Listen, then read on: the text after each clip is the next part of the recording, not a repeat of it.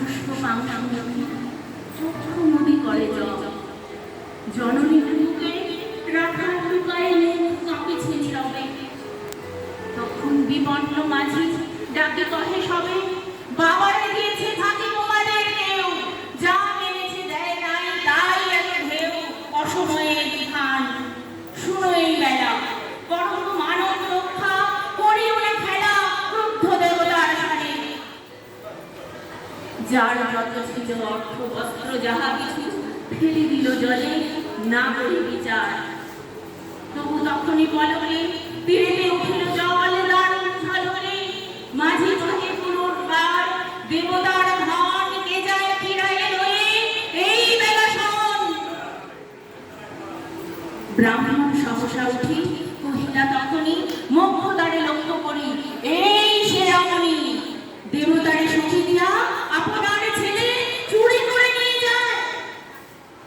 দাও তারে ফেলে, এক বাক্যে গর্জে উঠে তরাসে নিষ্ঠুর যাত্রী সবে।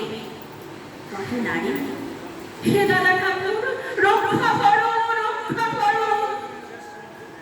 দুই দৃঢ় করে রাখালের প্রাণপণে বুদ্ধে চাপি ধরে।